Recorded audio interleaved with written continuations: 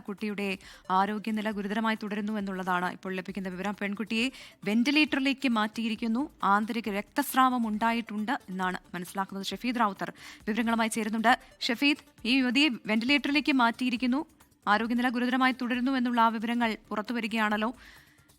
എങ്ങനെയാണ് ഇതേക്കുറിച്ചുള്ള മറ്റു വിവരങ്ങൾ?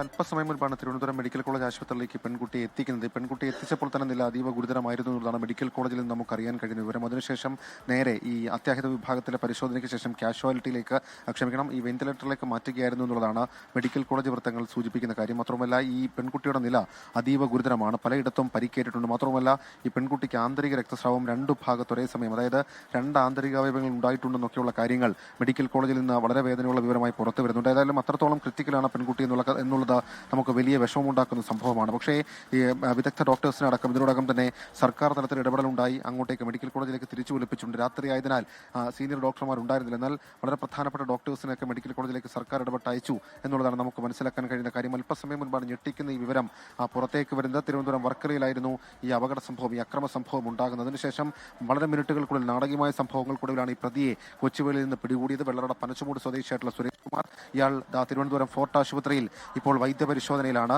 ഇയാൾ മദ്യപിച്ചിട്ടുണ്ടോ, ഇയാളുടെ മുഖത്തടക്കം പാടേറ്റിട്ടുണ്ട് നേരത്തെ റെയിൽവേ പോലീസ് ഒരു സൂചനയായി പറഞ്ഞിരുന്നു. പക്ഷേ അതിനൊക്കെ അപ്പുറത്തേക്ക് ഇതിൽ ഏറ്റവും ഗൗരവമുള്ള ഏറ്റവും പ്രധാനപ്പെട്ട കാര്യം ഇയാൾ മദ്യപിച്ചിട്ടുണ്ടോ എന്നുള്ളതാണ്. മദ്യപിച്ചു എന്ന് ഈ പെൺകുട്ടിക്കൊപ്പം ഉണ്ടായിരുന്ന സുഹൃത്ത് അർച്ചന അല്പസമയം മുൻപ് നമ്മളോട് പ്രതികരിച്ചിരുന്നു. മാത്രമല്ല, ഇയാൾ തന്നെയാണ് ഈ കൃത്യം ചെയ്തത് എന്നുള്ള കാര്യം അർച്ചന ഉറപ്പിക്കുകയും ചെയ്തിട്ടുണ്ട്. പക്ഷേ എന്താണ് അതിന്റെ മോട്ടീവ്, ഇവർ തമ്മിൽ മുൻകൂർ പരിചയമില്ല എന്നുള്ള കാര്യം അർച്ചന ഉറപ്പിച്ച് പറയുന്നുണ്ട്. കൂടാതെ ഇയാൾ ഈ മദ്യപിച്ച് തന്നെയാണ് ട്രെയിനിൽ തുടർന്നത്, യാത്ര തുടർന്നത്, യാത്രക്കാരൻ ചിലരോടക്കം തട്ടിക്കയറി എന്നൊക്കെയുള്ള കാര്യങ്ങൾ അതിപ്പോൾ വിവരമായി പോലീസിന് ലഭിച്ചിട്ടുണ്ട്. മാത്രമല്ല, കൃത്യമായി തന്നെ ഇത് കണ്ട ഒരാൾ അർച്ചനയാണ്. അതായത് ഈ ബാത്റൂമിൽ നിന്ന് പുറത്തേക്ക് ഇറങ്ങി വന്ന ഈ പെൺകുട്ടിയെ പിറകിൽ നിന്ന് നടുവിന് ചവിട്ടി ട്രെയിനിന് പുറത്തേക്ക് ഇടുകയായിരുന്നു എന്നുള്ളതാണ് അർച്ചന ഇപ്പോൾ നൽകിയിരിക്കുന്ന മൊഴി. അത് പോലീസിനെ സംബന്ധിച്ച് കേസന്വേഷണത്തിൽ വളരെ നിർണായകമായിട്ടുള്ള ഒരു മൊഴിയാണ്. മാത്രമല്ല, ഇതിനെതിരെ വന്ന മെമു ട്രെയിനിന്റെ ലോക്കോ പൈലറ്റിന്റെ സംയോജിതമായ ഇടപെടൽ അത് ഈ പെൺകുട്ടിയുടെ ജീവൻ നിലനിർത്തുന്നതിൽ ഇപ്പോൾ അല്ലെങ്കിൽ ഈ സാഹചര്യത്തിലെങ്കിലും എത്തിക്കുന്നതിൽ വളരെ സഹായകരമായി. മാത്രമല്ല, നാട്ടുകാരടക്കം ഇയാളെ പിടിച്ചു കെട്ടിയിട്ടാണ് പിടിച്ചുകൂടി പിന്നീട് ഇയാൾ വലിയ ബഹളം ട്രെയിനിൽ ഉണ്ടാക്കിയെന്നുള്ളത് യാത്രക്കാരിൽ ചിലർ പോലീസിന് വിവരം നൽകിയിട്ടുണ്ട്. അങ്ങനെ ഇയാളെ അവസാനം കീഴ്പ്പെടുത്തിയിട്ടാണ്